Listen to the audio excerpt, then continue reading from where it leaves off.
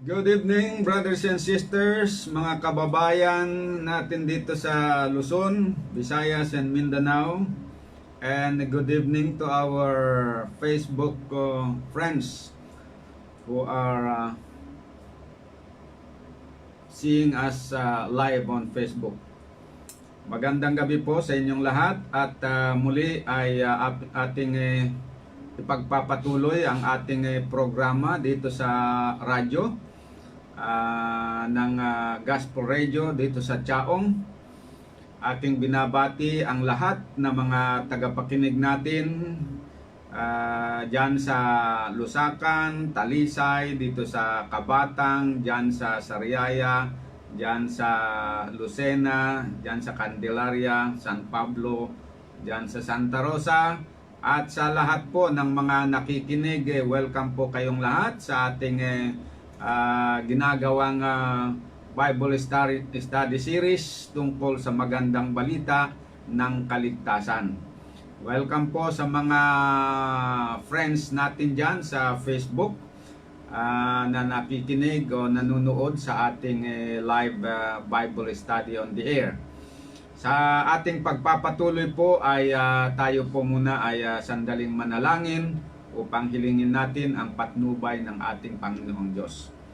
Dakilang Diyos, sa kitaasan ng mga langit, kayo po ay aming sinasamba, pinupuri, dinadakila at pinapasalamatan sa pagkakataong ito na inyong binigay upang kami po ay makalapit sa inyo at humiling ng tulong. Tulungan niyo po kami sa aming gagawin na pag-aaral nang sa ganon po ay maintindihan ng lahat na nakikinig ang katotohanan na aming pag-aaralan. So, patawarin niyo rin po kami sa aming mga kasalanan, anumang nakasulat dyan sa inyong aklat na kasalanan laban sa amin, hinihiling po namin na inyong kaming patawarin. At sino man ang may mga kaibigan, mga kapatid, mga kababayan dyan na naapektuhan ng coronavirus, nawa po ay inyo silang tulungan at pagalingin. Yun naman pong hindi naapektuhan ay ilayo po niyo sila para hindi po sila maapektuhan sa infection ng virus. Ito po ang aking dinadalangin sa inyo, Ama, sa pangalan ng aming Panginoong Jesus. Amen. Okay, tuloy-tuloy po tayo sa ating programa at nais ko lang pong batiin ang lahat ng mga kapatid dito sa BMTS na nakikinig sa ating programa ngayon. Akin din pong binabati ang mga kapatiran natin dyan sa Cavite at ang aking pamilya dyan sa Baguio. Magandang gabi sa inyong lahat na sana po ay nasa mabuti kayong kalagayan sa pag-iingat ng Diyos. So, ang paksa po na ating pag-aaralan ngayong gabi ay tungkol sa kasalanan laban sa Espiritu Santo. We will study tonight about the sin against the Holy Spirit. Mahalaga ba, mga kapatid, na malaman natin kung ano ang kasalanan laban sa Espiritu Santo? Sa palagay ko po ay talagang mahalaga ang paksa na ito at dapat nating malaman kung ano talaga ito. Bakit po mahalaga ang paksa na ito para sa atin? Dahil ayon po dito sa Matthew chapter 12 verse 30 to 32, sabi po ay ganito: ang hindi pumapanig sa akin ay laban sa akin. Ang hindi sumasama sa akin ay mangangalat. Kaya nga sinasabi ko sa inyo, lahat ng uri ng kasalanan at pamumusong ay ipatatawad sa mga tao. Ngunit ang pamumusong o panlalait laban sa banal na Espiritu ay hindi ipatatawad sa mga tao. Ang sino mang mamumusong laban sa anak ng tao ay ipatatawad sa kanya. Ngunit ang sino mang magsalita laban sa banal na Espiritu ay hindi siya mapapatawad sa mundong ito maging sa mundong darating. So ganyan po kaimportante ang issue tungkol sa kasalanan laban sa Espiritu Santo na hindi mapapatawad sa mundong ito maging sa mundong darating. Kaya't pag-aralan po natin ang paksang ito. Subalit nais kong magbigay ng maiksing summary ng pinag-aralan natin kagabi tungkol sa gawain at personalidad ng Espiritu Santo alang-alang sa mga hindi nakinig sa ating programa kagabi. Alam ko na maraming mga bago, ngayon lang po sila nakinig. So for their sake, gusto ko na medyo reviewin po natin, sandali, yung pinag-aralan natin kagabi. Una, napag-alaman natin na ang Espiritu Santo ay ibinigay sa atin na sumasampalataya bilang katunayan na tayo'y mga anak ng Diyos. Ito ay batay sa Galatians 4 verse 6 at Romans 8 verse 14 to 17. Ikalawa, ang Espiritu Santo ay ibinigay sa atin bilang katiyakan ng ating mana na ipinangako ng Diyos ayon sa Ephesians 1 verse 11 to 14. Ikatlo, ang Espiritu Santo ang magtuturo sa atin ng lahat ng mga bagay at magpapaalala sa mga bagay na nakalimutan natin. Ito ay binasa natin po sa John 14 verse 26. Ikaapat, ang Espiritu Santo ang magpatnubay sa atin sa pagkaalam ng buong katotohanan ayon naman sa John 16 verse 13. Ikalima, ang banal na Espiritu ang magpapalakas sa atin sa pagtupad ng mga utos ng Diyos ayon naman sa Ezekiel 36 verse 26 and 27. Ika-anim, ang banal na Espiritu ang magbubuhos ng pag-ibig ng Diyos sa ating puso at ipaunawa sa atin ang lalim at lawak ng pag-ibig ng Diyos. Ito ay binasa natin sa Romans 5 verse 3 to 5 at Ephesians 3 verse 16 to 19. Ikapito, ang banal na Espiritu ang tutulong sa atin upang mapanagumpayan natin ang mga masasamang pagnanasa ng ating laman. Ito naman ay binasa natin sa Galatians 5 verse 16 to 21. Ikawalo, ang Espiritu Santo ang tutulong sa atin upang makahubog tayo ng mabuting mga pag-uugali tulad ng ugali ni Jesus. Ayon naman sa Galatians 5 verse 22 to 26. Ikasyam, ang Espiritu Santo ang mamamagitan para sa atin at tutulungan tayo na manalangin at magpuri sa Diyos ng tama.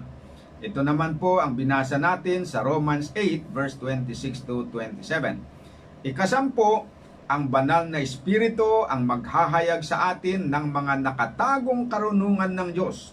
Ayon naman sa 1 Corinthians 2 verse 16 to 6 to 13. Napag-alaman din po natin na ang Espiritu Santo ay isang persona, hindi lamang isang power o kapangyarihan na kagaya ng electric power o electricity na walang personalidad. Napag-alaman po natin na hindi ganon ang banal na Espiritu, kundi ito ay talagang persona. Meron siyang personalidad dahil siya ay nagtataglay ng mga katangian ng isang persona tulad ng mga sumusunod. Una, siya ay napipighati, nasasaktan o nalulungkot ayon sa Ephesians 4 verse 30. So may emosyon siya. Kung parang power lang na parang electricity, walang emotion yan. Ikalawa, siya ay nakakarinig at nakakapagsalita. Ayon naman sa John 16 verse 12 to 14. Ayan. So, yan ay attribute of personality talaga yan. Ikatlo, siya ay may sariling isip. Kaya't pwede siyang mamagitan at dumaing ayon naman sa Romans 8 verse 26 to 27. Ayan, may sariling isip. Kaya may personalidad talaga yan. Yung electric power, na ginagawa nilang sample na ganun daw ang espiritu, ay wala pong isip yan na sarili. Okay, kaapat, siya ay nakapagbibigay ng utos ayon sa Acts 8 verse 29 at Acts 13 verse 2 to 4. Yan. At ikalima, napag-alaman din natin na ang Espiritu Santo ay isang persona ng kadiyosan. So hindi lang ang Espiritu ay persona na tao o persona na anghel, kundi persona na Diyos. Okay. Una, siya ay tinawag ni Apostol Pedro na Diyos ayon sa Acts 5 verse 3 and 4. Ikalawa, siya ang Diyos na bumuhay sa mga taong pumatnubay sa mga taong sumulat ng Biblia ayon sa 2 Timothy 3:16 and 17 at 2 Peter 1 verse 20 and 21. Ikatlong patunay, siya ay kaisa ng Ama at ng Anak sa pagbuhay muli kay Jesus mula sa kamatayan. Ayon sa Romans 8 verse 11 and 1 Peter 3 verse 18. Nabasa po natin yan. Ang ikaapat na patunay, ang Espiritu Santo, ang Panginoong Diyos na nakita at nakausap ni Isaias doon sa Isaiah 6 verse 1 to 10. Na ayon kay Apostol Pablo, ang Panginoong Diyos na nabanggit doon na nagpakita kay Isaiah at kumausap sa kanya ay walang iba kundi ang banal na Espiritu ayon sa kanyang isinulat sa Acts chapter 28 verse 25 to 27.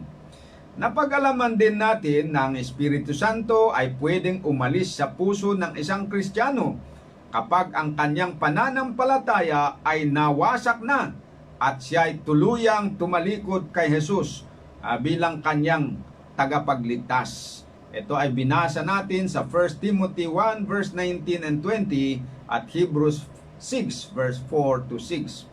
Kapag ito ay nangyari, ang papalit na mananahan sa puso ng tumalikod kay Kristo ay ang mga masasamang espiritu. Okay.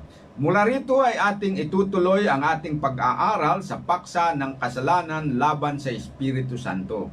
Ang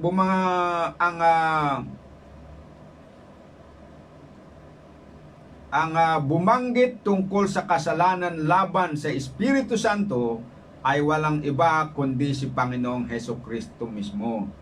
At sa lahat ng mga writers ng New Testament Scriptures, ay tatlo lamang ang gumawa ng report ukol dito sa binanggit ni Kristo na kasalanan laban sa Espiritu Santo.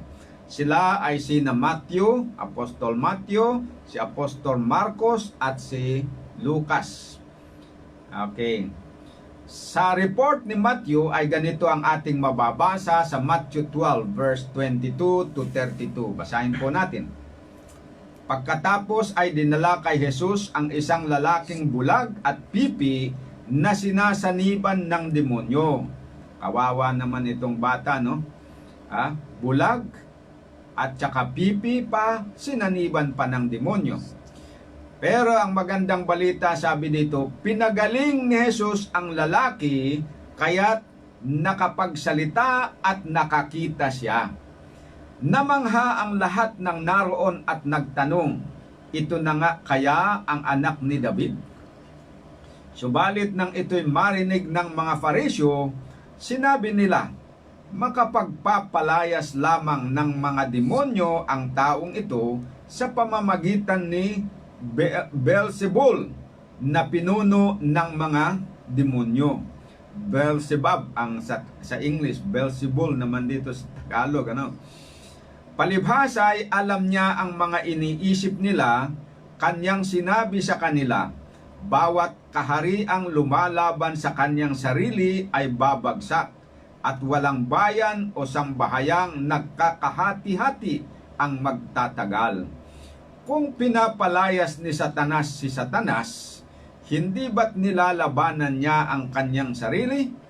Kung gayoy, papaano tatayo ang kanyang kaharian? At kung nakapagpapalayas ako ng mga demonyo sa pamamagitan ni Beelzebul, kanino namang kapangyarihan nagpapalayas sila ng inyong mga tagasunod? Kaya't sila na mismo ang hahatol sa inyo. Verse 28, ngunit kung sa pamamagitan ng Espiritu ng Diyos ay nagpapalayas ako ng mga demonyo, kung gayon, dumating na sa inyo ang kaharian ng Diyos. At papaano ba mapapasok at mapapagnakawan ng sinuman ang bahay ng isang malakas na tao kung hindi muna niya ito gagapusin? Kung magkagayon, saka pa lamang niya maluluuban ang bahay nito.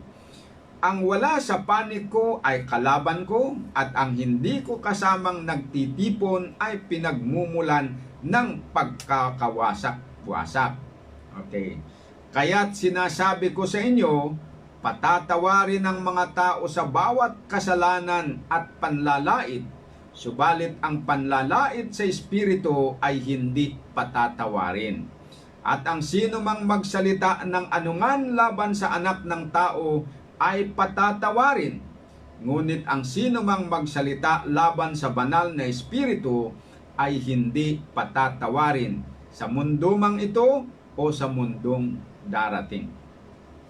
Dito po sa salaysay ni Matthew ay sinabi na dinala kay Jesus ang isang lalaking bulag at pipi na sinasaniban ng demonyo. Ang lalaking ito ay pinagaling ni Jesus, kaya't siya ay nakapagsalita at nakakita na.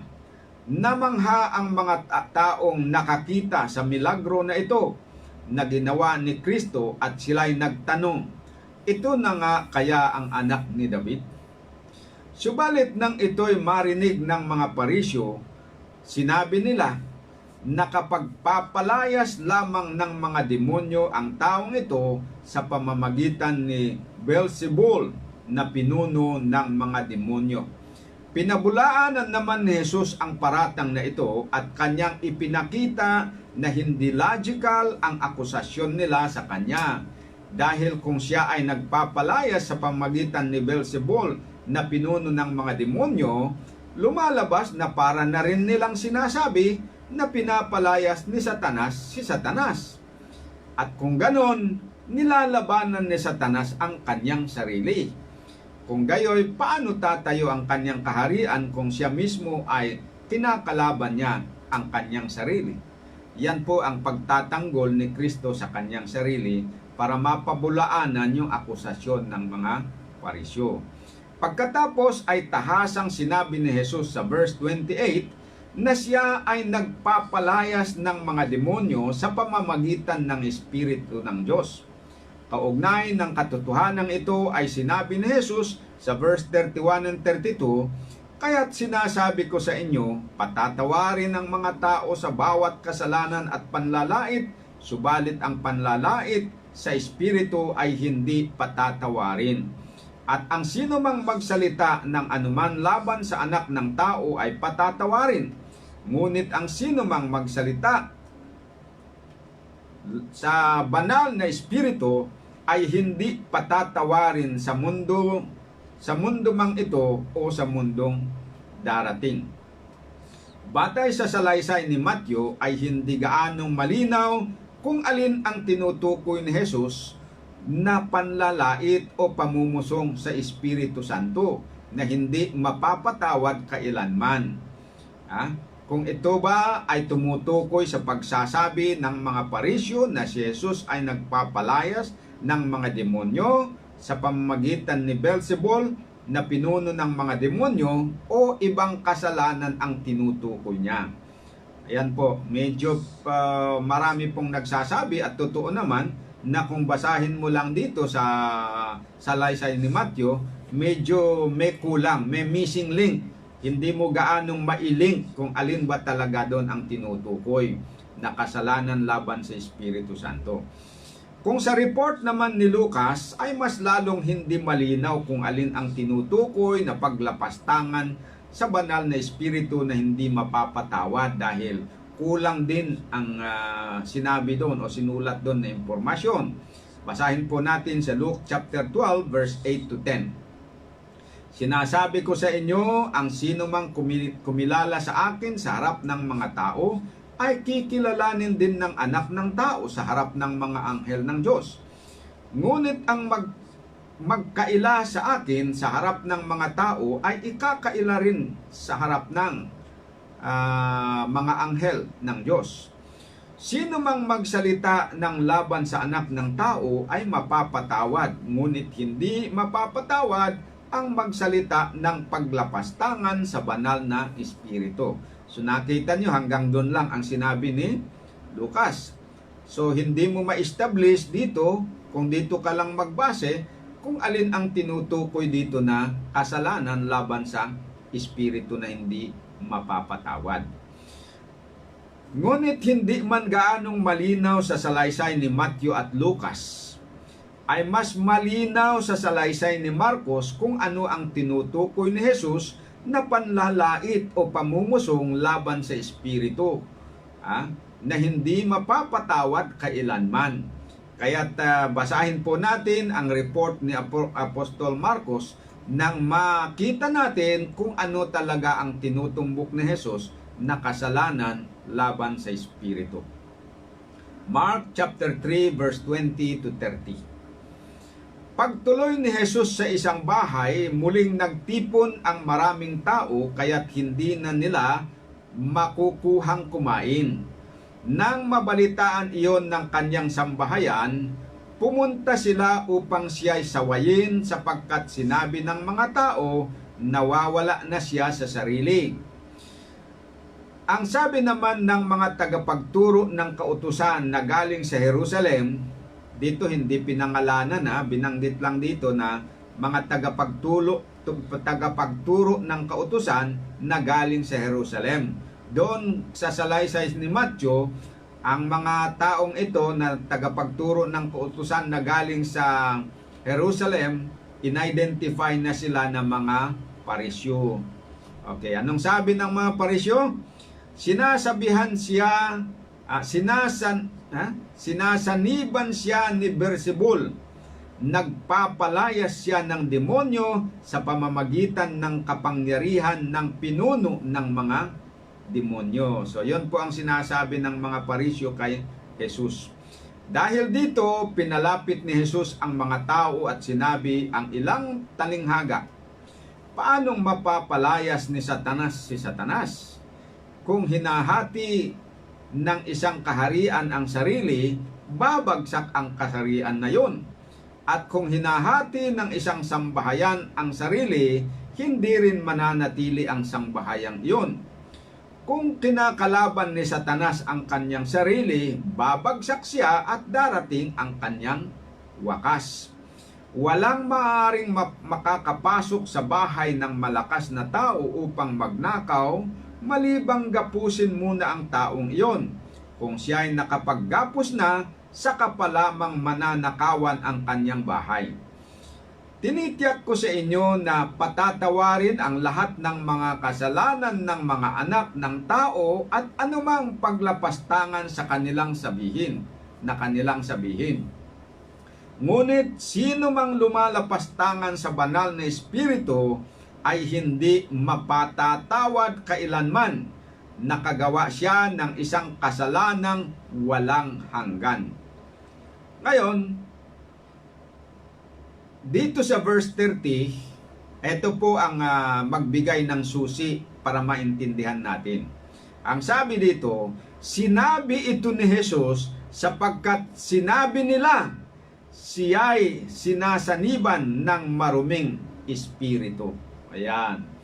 So dito ay malinaw na kaya daw sinasabi ni Jesus, kaya daw sinabi ni Jesus na patatawarin ang lahat ng mga kasalanan ng mga anak ng tao at anumang paglapastangan sa kanilang sabihin. Ngunit sino mang lumalapastangan sa banal na Espiritu ay hindi mapapatawad kailanman. Kaya daw sinabi ni Kristo ito ay sapagkat sinabi ng mga tagapagturo ng kautusan na galing sa Jerusalem na siya'y sinasaniban ng maruming espiritu. So, Dito natin makita yung link kasi si Marcos ginawa niya yung link na yon. Ano yung link? Na yung palang tinutukoy ni Kristo na kasalanan laban sa espiritu ay inilink ni Marcos doon sa sinabi ng mga Parisyo na si Jesus ay sinasaniban ng masamang espiritu. Okay, so eto medyo pinaiksi niya, pero ang mas mahabang sinabi ng mga Parisyo ayon sa verse 22 ay ganito: sinasaniban siya ni Beelzebul at nagpapalaya siya ng demonyo sa pamamagitan ng kapangyarihan ng pinuno ng mga demonyo. Okay, yan po ang malinaw. So alam po natin na yung palang sinabi ng mga Parisyo na yon, yan yung tinutumbok ni Jesus na kasalanan o pamumusong laban sa Espiritu Santo. O ang tawag ba, ibang translation, paglapastangan sa banal na Espiritu. Dahil dito, ang mga nagsisipag-aral ng Biblia ay naniniwala ng mga Parisyo ay nagkasala ng panlalait o pamumusong laban sa Espiritu Santo ng kanilang iginiit na ang mga milagro na ginagawa ni Kristo ay hindi sa pamamagitan ng banal na Espiritu, kundi ginawa niya ito sa pamamagitan ng kapangyarihan ng pinuno ng mga demonyo na si Satanas, na tinawag din na Beelzebul. Paano po naging panlalait o pamumusong laban sa Espiritu Santo ang sinabi ng mga Parisyo? At bakit hindi ito pwedeng mapatawad? Okay, unawain po natin, it's just a matter of analysis mga kapatid. At by the guidance of the Holy Spirit, mauunawaan din natin kung bakit. Kung bakit yung binigkas nila na yon ay maituturing na panlalait o pamumusong laban sa Espiritu Santo, at kung bakit hindi mapapatawad dito sa mundong ito at sa mundong darating. Okay.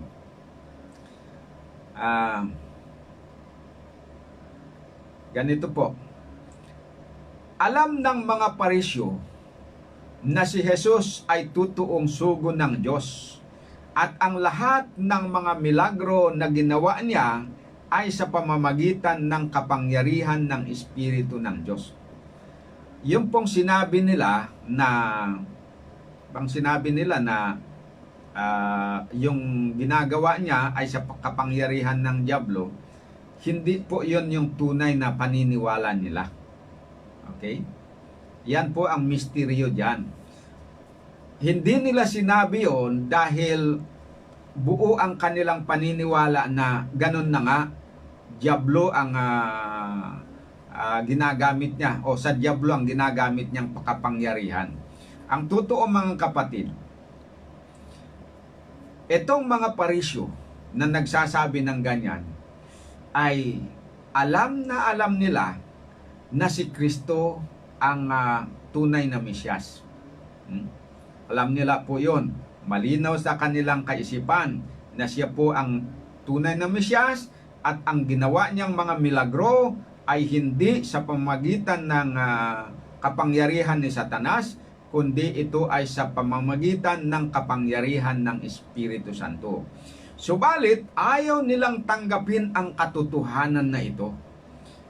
Alam nila na yon na siya ang Mesyas kasi meron silang sapat na ebidensya. Nakita na nila yung sapat na ebidensya. Lamang, ayaw nilang aminin, ayaw nilang tanggapin yung katotohanan na yon. Pilit nilang ipinipikit ang kanilang mata sa mga makahangahangang gawa ni Kristo na magpapatunay na siya ay tunay na sugo ng Diyos. Alam nila yung sinabi ng anghel sa mga pastor ng tupa sa gabi nang siya'y ipinanganak, nung gabi na siya ipinanganak. Di ba merong anghel na nagpakita at meron siyang sinabi tungkol doon kay Jesus na naipanganak. Nakasulat ito sa Luke chapter 2 verse 10 to 12. Alam ng mga Parisyo ito dahil yung balita na ito naikalat yan sa buong Jerusalem. Alam nyo naman ng balita, may nangyari, ikinakalat yan. Hindi lang ngayon na kinakalat ang mga balita, maging noon na ikalat na yon. At alam ng mga parisyo yun. Okay, basahin po natin kung ano yung patunay ng anghel tungkol kay Jesus. Luke 2 verse 10 to 12. At sinabi sa kanila ng anghel, huwag kayong mga takot, sapagkat narito dinadalhan ko kayo ng mabubuting balita ng malaking kagalakan na siyang sasabuong bayan. Sapagkat ipinanganak sa inyo ngayon sa bayan ni David ang isang tagapagligtas na siya ang Kristo, ang Panginoon. O, nakita nyo, malinaw po na ang anghel mismo ang nagsabi na yung ipanganak, yung ipinanganak ni Maria sa gabi na yon ay siya yung Kristo. Siya ang Kristo ng Panginoon. Napakalinaw yun. Sinabi ng mga pinatutuhanan ng mga pastor. At naikalat yung balita na yon. Kaya imposible na hindi nila alam. Alam nila yon. Alam nila yung sinabi ng anghel na ito dahil ikinalat ng mga pastor ang balitang ito sa mga tao sa Jerusalem. Maliban diyan, alam din nila ang sinabi ni Simon tungkol kay Jesus noong dinala si Jesus sa templo ng Jerusalem para sa paglilinis. Ito naman ay nakasulat sa Luke chapter 2 verse 25 to 32. Merong doon sa Jerusalem, alam din ng mga parisyo yan na may isang tao doon na ang pangalan ay Simeon. Okay? Basahin natin ang tungkol sa kanya. At narito may isang lalaki sa Jerusalem na nagngangalang Simeon, at ang lalaking ito'y matuwid at masipag sa kabanalan, na nag-aantay ng kaaliwan ng Israel at sumasa kanya ang Espiritu Santo. Kilala nila itong si Simeon na ito. Kilala nila na isang tao na makadiyos, puspos ng banal na Espiritu, masipag sa kabanalan. Yan. At merong sinabi ang Panginoon sa kanya. Okay, sabi dito, at ipinahayag sa kanya ng Espiritu Santo na di niya makikita ang kamatayan hanggang sa makita muna niya ang Kristo ng Panginoon. Ayan. Sa tingin nyo ba ay itong sinabi ng Espiritu kay Simeon ay itinago lang niya sa kanyang sarili at hindi niya kinuwento? Sigurado yan na kinuwento niya at kumalat din yan alam din yan ng mga parisyo at mga eskriba. Kasi kabaro nila yan naglilingkod sa templo. Kaya siguradong ikinukwento niya sa kanila. Maaring may mga mamamayan ng Jerusalem na hindi nakakaalam dito kasi wala silang access mangyari. Pero doon sa mga opisyal, sa mga parisyo at mga eskriba, at saka sa mga saserdote, mga Levita doon na naglilingkod sa templo, alam nila yung kwento na ito. Okay. Ngayon, nung si Jesus ay dinala doon, nung si Kristo ay dinala doon, nakita ngayon ni Simeon. Ano ang kanyang reaksyon nung makita? Okay, ganito po. At siya ay napa sa templo sa Espiritu, at nang ipasok sa templo ang sanggol na si Jesus ng kanyang mga magulang upang sa kanya'y magawa nila ang nauukol alinsunod sa kaugalian ng kautusan, ay tinanggap nga niya siya sa kanyang mga bisig at pinuri ang Diyos at nagsabi, ngayon papanawin mo, Panginoon, ang iyong alipin ayon sa iyong salita sa kapayapaan, sapagkat nakita ng aking mga mata ang iyong pagliligtas na iyong inihanda sa unahan ng mukha ng lahat ng mga tao, isang ilaw upang ipahayag sa mga hentil at ang kaluwalhatian ng iyong bayang Israel. Ano yung sinasabi niya dito na nakita na ng kanyang mata? Yung ayon sa ipinangako ng Espiritu sa sa kanya? O kung babalikan natin dito sa verse 26, sabi dito, at ipinahayag sa kanya ng Espiritu Santo na di niya makikita ang kamatayan hanggang sa makita muna niya ang Kristo ng Panginoon. Ngayon nung dinala si Kristo doon, natuwa siya. Sabi niya, pwede na akong mamatay dahil nakita ko na yung sinasabi ng banal na Espiritu. Nakita ko na yung Kristo ng Panginoon, ibig niyang sabihin doon. So, pagkatapos na umuwi sina Mary at saka yung asawa niya ni si Joseph, kinuwento niya siyempre sa mga kasamahan niya, ako'y masaya na. Yung sabi ko sa inyo na hindi ako mamamatay hanggat sa hindi ko makita yung Kristo, ako'y pwede nang mamatay ngayon, mapayapa na ako. I am at peace. I can die anytime. Bakit? Kasi nakita ko na yung Kristo ng Panginoon. Nahawakan ko pa kanina, sabi naman, sasabihin pa niya So, yun ang magpapatotoo ngayon na talagang dahil kapanipaniwala naman itong si Simeon na ito, yan, that is another proof na yung bata talaga, si Kristo, siya yung Kristo na hinihintay nila. Yan. So, meron na tayong dalawang patutuo na pwede nang panghawakan. Patuto ng anghel na si Kristo, yung si Jesus na ipanganak kay Maria ay siya yung Kristo. Patutuo ni Simeon. Meron pa yung patutuo ni Ana. Meron pang isang propeta doon na ang pangalan ay Ana sa templo. Nagpatutuo din. Hindi na natin basahin dito dahil mahaba makaubos lang sa ating panahon.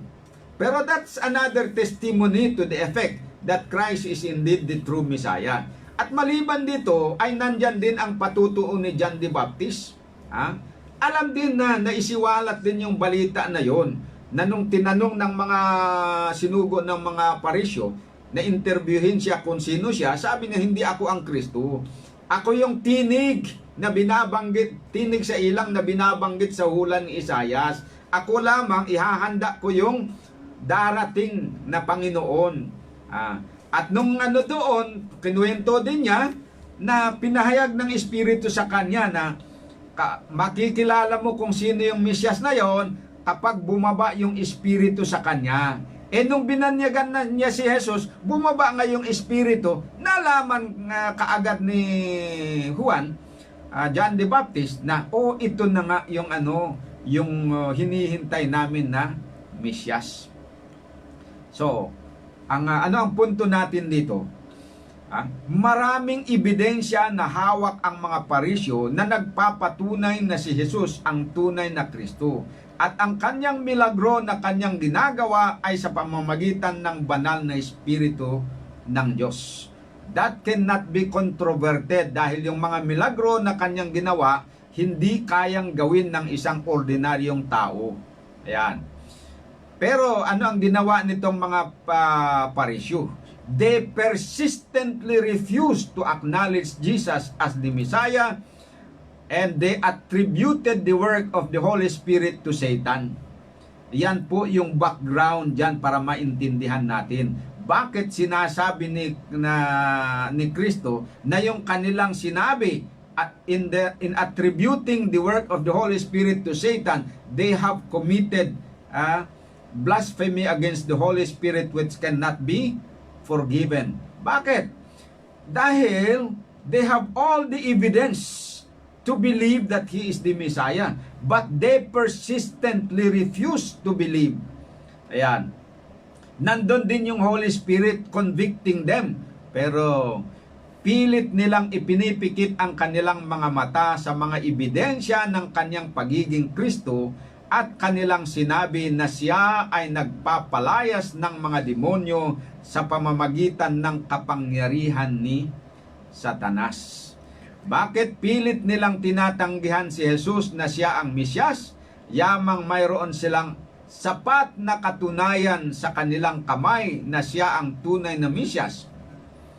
Sapagkat sa kabila ng kanilang pagmamalinis sa harapan ng mga tao, ay marami silang masasamang gawa na ayaw nilang pagsisihan at itakwil.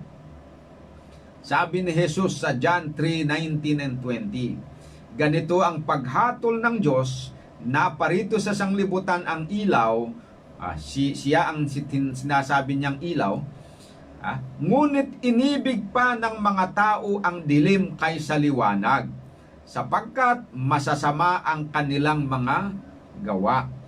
Kinasusuklaman ng mga gumagawa ng masama ang ilaw, ni hindi lumalapit dito upang hindi mahayag ang kanilang mga gawa. Yan ang reality sa karanasan ng mga Parisyo. Sila'y nagmamalinis, subalit sa totoo, marami silang masamang gawa na tinatago. Kaya ayaw nila kay Kristo. Ayaw nila yon. Kung meron sana silang sapat na pagpapakumbaba sa kanilang sarili, at hindi masyadong mataas ang kanilang pride, they should have been drawn to Jesus Christ and acknowledge Him as their personal Lord and Savior. Pero hindi. Alam nila yon, nakilala nila na siya ang tunay na Mesyas. Pero masyadong mataas ang pride nila. Ayaw nilang aminin. Kasi pag aaminin nila, kailangan na isuko nila ang kanilang kasalanan. Kailangan na magsisi sila. Ayaw nilang mapahiya because they have occupied a very high position na kung saan sila iginagalang ng mga tao bilang mga taong banal. And for them to acknowledge that they are sinners like the common people, that is too great for them to acknowledge. Parang mahirap nilang gawin yon. Kaya yon ang dahilan na hindi pilit nilang pagtakpan o pilit nilang tanggihan si Kristo bilang tagapagligtas. Tama po ba na meron silang mga pinagtatakpan na maraming mga kasalanan sa kabila ng kanilang mga pagpamamalinis? At kaya ayaw nilang lumapit kay Kristo na liwanag ay dahil ayaw nilang ma-expose ang kanilang mga kasamaan? Tama po. Basahin natin ang sabi ni Matthew. Sabi ni Kristo sa Matthew 23:25-28. Sa aba ninyo mga eskriba at mga parisyo, mga mapagpaimbabaw, sapagkat inyong nililinis ang labas ng saro at ng pinggan. Datapwat sa loob ay puno sila ng panglulupig at katakawan. Ikaw, bulag na parisyo, linisin mo muna ang loob ng saro at ng pinggan upang luminis naman ang kanyang labas. Sa aba ninyo mga eskriba at mga parisyo, mga mapagpaimbabaw, sapagkat tulad kayo sa mga libingang pinaputi na may anyong maganda sa labas, datapwat sa loob ay puno ng mga buto ng mga patay na tao at ng lahat na karumal-dumal. Gayon din naman kayo sa labas ay nangangaanyong matuwid sa mga tao, datapwat sa loob ay puno kayo ng pagpapaimbabaw at ng katampalasanan. So mga kapatid, nananawagan talaga si Kristo nung simula pa ng kanyang ministry. Alam niyo po kung ano yung mensahe niya? Repent, for the time is at hand, sabi niya. Mangagsisi kayo. Yan ang isinisigaw ni Kristo noong pagsimula ng kanyang pagmiminsahe. Itong mga parisyo, narinig nila yung panawagan ni Kristo na yun. Nakita nila na tama siya. Alam din nila yung kanilang kamalian. Alam din nila na si Kristo yung tunay na Mesyas na makakatulong sa kanila. Kaya lang, ayaw nilang lumapit sa Kanya. So yun po yung essence. They know who is Jesus Christ, that He is the true Christ and the Savior of the world. They know that they need a Savior dahil marami silang kasalanan. They know that they need to be forgiven and to be cleansed. Pero ayaw silang lumapit kay Kristo. Narinig nila yung panawagan ni Kristo. But they persistently refuse to yield to the influence of the Holy Spirit, patuloy po sila na tumatanggi na magsisi sa kanilang mga kasalanan. Kaya yon ang dahilan kung bakit ang kasalanan nila ay labag o pamumusong laban sa Espiritu Santo na hindi mapapatawad. Okay. Kung ang mga Parisyo ay mga taong ignorante tungkol sa tamang katayuan ni Jesus, talagang let's say na hindi talaga nila kilala si Jesus. At ang buong paniniwala nila ay talagang siya ay nagpapalayas ng mga demonyo sa kapangyarihan ni Satanas. Kung yun talaga ang buong paniniwala nila, hindi sila magkakasala laban si Espiritu kung sasabihin nila na si Jesus ay nagpapalayas ng mga demonyo sa kapangyarihan ni Satanas. Sigurado po yan mga kapatid. They will not commit the sin against the Holy Spirit or blasphemy against the Holy Spirit if they are truly ignorant that Jesus is the Messiah. And all they know is that He is an evil person. He is doing miracle by the power of God. Kung totoo yan, kahit sinabi nila yon, their sin will be forgiven.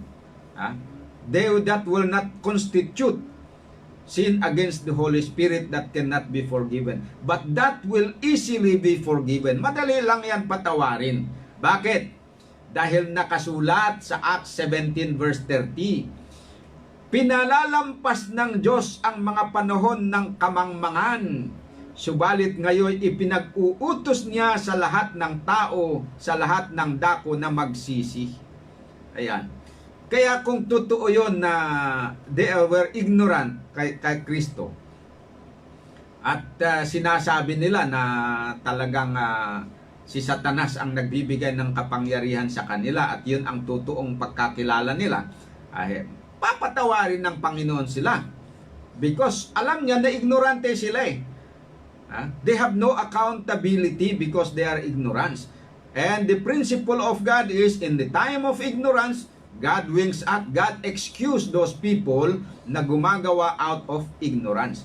Tulad lang ni Pablo. Nakita niyo ba yung kasasayan ni Pablo?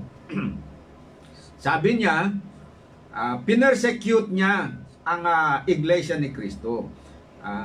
Dahil naniniwala siya daw, ayon doon sa Acts chapter 26, kung babasahin niyo yon, yung kwento niya doon kay Felix.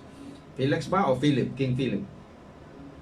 Na ginawa niya yon dahil sa buong akala niya si Kristo talagang hindi totoo na Kristo. Naniwala siya doon sa sabi ng mga na Parisyo. Although yung mga Parisyo naniwala talaga na siya ay alam nila na si Kristo ay si Jesus ay siya yung Kristo, pero ayaw lang nilang tanggapin na siya ang Kristo. They are resisting that yung katotohanan. Pero si Pablo, he is doing that out of ignorance. Yun ang dahilan na siya ay pinatawad. Because he was doing it out of ignorance. Lahat ng gumagawa, kumakalaban, halimbawa ngayon, maraming kumakalaban kay Kristo. If they are doing that out of the ignorance of who Jesus is, dahil alam nila na si Kristo ay masamang tao talaga, they are not committing the sin against the Holy Spirit. Ang nakakakomit lang ng sin against the Holy Spirit ay yung isang tao na already convicted. Alam niya, he has sufficient evidence to prove that Jesus is the Messiah, that He is the true Savior of the world, that He died for the sins of the world, pero ayaw niyang kilalanin. That constitute the sin against the Holy Spirit. Because it means that he also do not want to repent of his sin. Ito ang kaso ng mga Parisyo. Meron silang sapat na patunay na si Jesus ang tunay na Mesyas at sila'y hinihikayat ng banal na Espiritu na manampalataya sa Kanya at magsisi sa kanilang mga kasalanan. Subalit patuloy silang tumatanggi sa panawagan ng Espiritu Santo sa kanila. Bagkus ay kanila pang sinabi na ang gawa ng Espiritu ay gawa ni Satanas. Ayan. They willfully attribute the work of the Holy Spirit to Satan. Willful yun, ha? Kaya sa maiksing salita, mga kapatid, ano po ang kasalanan laban sa Espiritu Santo na hindi mapapatawad kailanman? Ito lang po.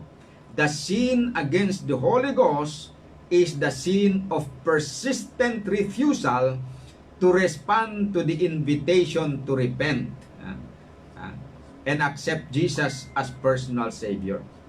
Ang kasalanan laban sa Espiritu Santo ay ang kasalanan ng patuloy na pagtanggi kay Kristo bilang tagapagligtas at patuloy na tumanggi, na tumugon sa kanyang paanyaya na magsisi. That is the sin against the Holy Spirit.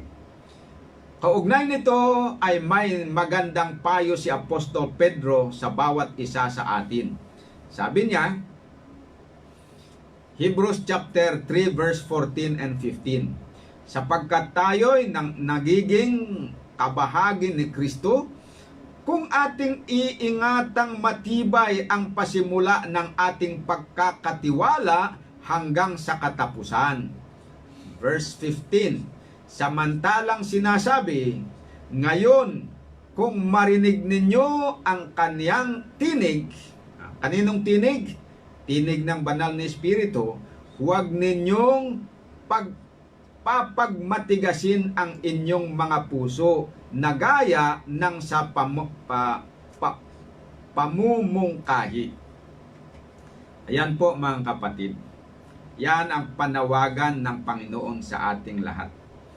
Alam po natin kung ano ang kasalanan laban sa Espiritu na walang kapatawaran, and that is the persistent refusal to acknowledge Jesus as your Savior and your persistent refusal to repent despite the conviction of the Holy Spirit na nagwe-work, nagtatrabaho sa iyong puso. Kung patuloy po natin gagawin yan, we will end up committing the sin against the Holy Spirit. Kaya nga po, sabi ni Pablo, pag narinig po natin ang tinig ng banal na Espiritu at tayo ay hinuhimok na magpasakop kay Kristo at tanggapin siya bilang tagapagligtas at magsisi ng ating mga kasalanan, dapat po tayong sumunod. Huwag nating patigasin ang ating mga puso. Dahil kung yun po ang gagawin natin, sa umpisa, maaring hindi pa yan na sin against the Holy Spirit in the beginning na nagre-resist tayo. But as the Holy Spirit is continually impressing us, calling us to repentance, and pushing us to receive Christ as our Savior, presenting evidence na siya talaga ang tunay na tagapagligtas, wala nang iba. At kapag tayo ay patuloy na tumatanggi, mga kapatid, we will end up committing the sin against the Holy Spirit, and we will never truly be forgiven. Paano nga tayo mapapatawad Ayaw nga natin na tanggapin si Kristo na tagapagligtas natin. Ayaw nga natin na magsisi sa kasalanan natin. Di wala ngang kapatawaran yon. Pero may assurance ang Panginoon. Na habang buhay ang tao, kapag siya po ay nabagbag ang kanyang damdamin at magsisi, lumapit kay Kristo, at tanggapin siya, sumampalataya sa kanya bilang kanyang personal tagapagligtas, 100% mga kapatid, siya po ay papatawarin ng Panginoon. Yan po ang assurance ng Biblia. Pababasa po ninyo yan sa Isaiah chapter 1 verse 18 to 20. Sabi ng Panginoon, "Come, let us reason together. Gaano man kalaki ang inyong kasalanan, kadami man kaitim o kapula ang inyong kasalanan, papuputiin yan ng Panginoon." Ang ibig sabihin, patatawarin yan. Kaya ako po ay nananawagan sa lahat ng mga kapatiran. Hindi lang ito para sa mga baguhan na nasa labas ng iglesia. Ito ay para din sa atin na nasa loob ng iglesia. We can still commit the sin against the Holy Spirit, kapag meron tayong kasalanan na patuloy tayong kinoconvict ng banal na Espiritu, subalit patuloy naman nating riniresist ang kanyang tinig, we will be sa katagalan yan, titigas na ang ating puso, hindi na natin mararamdaman ang ating kasalanan, titigas ang ating konsensya, we will end up committing the sin against the Holy Spirit. Doon naman sa mga hindi naging Kristiyano, pero tinatawagan din ng Panginoon, narinig na ninyo ang pabalita ng Ebanghelyo. Sinasabi ko, number 54 na itong lesson natin. Napakinggan nyo po yung aming Bible study mula sa study number 1 hanggang ngayon na number 54 na. Marami na pong mga katotohanan ng Ebanghelyo na aming sinikap na liwanagin dito at ipinahayag at ipinaintindi sa inyo. Nalaman ninyo. Huwag nyo pong patigasin ang inyong mga puso. Yung pinakinggan ninyo, yung udyok ng Espiritu, sundin ninyo yan. Dahil kung kayo po ay patuloy na magmamatigas, mapapagaya rin kayo doon sa mga parisyo at mga iskriba. And you will end up committing the sin against the Holy Spirit, which will never be forgiven in this life and the life to come. Ayan po mga kapatid ang aking maipapayo sa atin. Huwag po natin patigasin ang ating mga puso. Yan po mga kapatid, at tayo po ay wala na ang ating oras. Anong oras natin ngayon? 8:54. Okay. Meron lang akong pahabol dito na isang maiksi na pahabol mga kapatid, dahil nung rini-research ko ito kahapon pa, meron akong nabasang article ng isang pastor na sinasabi na yun daw mga Kristiyano, they will never commit the sin against the Holy Spirit. Maniwala ba kayo niyan mga kapatid? They will never commit the sin against the Holy Spirit daw. Okay? Pero tandaan natin, kanino ba ini-address ni Pablo itong sabi niya dito sa Hebrews 3 verse 14 to 15? Na sabi niya, samantalang sinasabi ngayon, kung marinig ninyo ang kanyang tinig, huwag ninyong papagmatigasin ang inyong mga puso na gaya ng sa pamumungkahi. He is addressing this to people who have already faith in Jesus Christ. Kaya nga sa verse 14 sabi niya, sapagkat tayo'y nagiging kabahagi ni Kristo kung ating iniingatang matibay ang pasimula ng ating pagkakatiwala hanggang sa katapusan. Ayan. Ang ibig sabihin, kung tayo na nakabahagi ng kay Kristo, Kristiyano na tayo, nasa atin na yung banal na Espiritu. Pero, at one point in our life, natukso tayo, nagkasala. Anumang kasalanan yan na mabigat. Tapos, inuudyukan tayo ng banal na Espiritu na magsisi ka na. Iwanan mo na yung kasalanan na yun. Huwag kang magpatuloy dyan dahil hindi tama yan. Pero ayaw nating makinig sa banal na Espiritu. Pinapatigas natin ang ating isip. Darating ang panahon na yung puso natin ay ang tawag dito, titigas. Yung pananampalataya natin ay unti-unting mabubulok, unti-unting manghihina, hanggang sa doon sa binasa natin sa 1 Timothy 1 verse 19 to 20, hanggang yung panampalataya na yon ay mawasak, mawala na. At kapag nagtrabaho yung banal na Espiritu, nagko-convict sa atin, meron ng milagro na pinakitaan na tayo ng milagro dahil sa matigas na ang isip natin. Sa halip na i-acknowledge natin na that is the voice of the Holy Spirit trying to convict us. Alam nyo ang mangyayari? Uulitin natin yung karanasan ng mga Parisyo. We will declare the work of the Holy Spirit as of Satan. I-attribute natin yan kay Satanas just to justify our stubbornness and our refusal to repent. Ayan. Mangyayari po yan kapag tayo po ay magmatigas ng ating puso. So, posible po mga kapatid na isang Kristiyano ay makakommit pa rin ng sin against the Holy Spirit pag hindi siya manatiling tapat sa Panginoon hanggang sa wakas.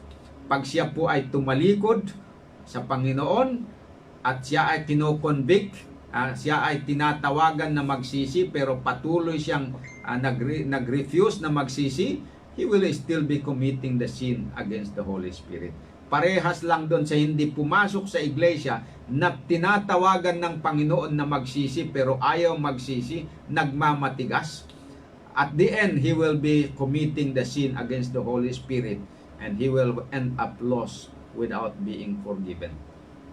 Kaya kayo po mga kapatid, mga kaibigan, mga kasamahan ko sa ministry, mga kapatiran ko dito sa Seventh-day Adventist Reform Movement, mga kababayan ko, aking pamilya at mga anak, mga pinsan, mga kamag-anak, mga kaibigan, kayo lalo na sa inyo na mga sumusubaybay sa ating programa. Pakinggan po sana natin ang panawagan ng Diyos, huwag nating patigasin ang ating mga puso. Pag pinakitaan tayo ng ating kasalanan, magpakumbaba tayo, aminin natin, humingi tayo ng tawad at humingi ng tulong para mapanagumpayan natin ito. Ito po ang aking masasabi, ito ang aking iiwan sa inyo. Magandang gabi. Tayo po ngayon ay mag-close sa ating programa. Dakilang Diyos, sa kitaan ng mga langit, sa gabing ito kami po ay nagpapasalamat sa katotohanan na aming na pag-alaman tungkol sa kasalanan laban sa espiritu na walang kapatawaran. Yamang aming naintindihan na this is na ito po ay yung persistent na pag-refuse namin na magsisi at magbagong buhay at mag-humble ng aming sarili para magpasakop kay Kristo. Yamang aming nalaman ito, tulungan niyo po ang bawat isa sa amin na hindi namin gagawin ito. Bagkos ay sumunod kami sa udyok ng banal na espiritu tungo sa ikaluluwalhati ng inyong pangalan, una sa lahat, at sa ikaliligtas ng aming mga kaluluwa. Ito po ang aking dalangin para sa aking sarili, para sa aking mga anak at pamilya, sa mga pinsan, mga kaibigan, at sa aking mga kamembro sa church, at sa lahat na mga kapatid at mga kaibigan na nasa mundo. Sa pangalan ni Jesus, aking hinihiling ang mga bagay na ito. Amen. Okay po, thank you very much sa inyong pakikinig, mga minamahal na mga kapatid. Hanggang bukas muli, tayo po ay magsasama. Alas 8 na naman po ang ating programa bukas. See you tomorrow. Good evening and God bless you all.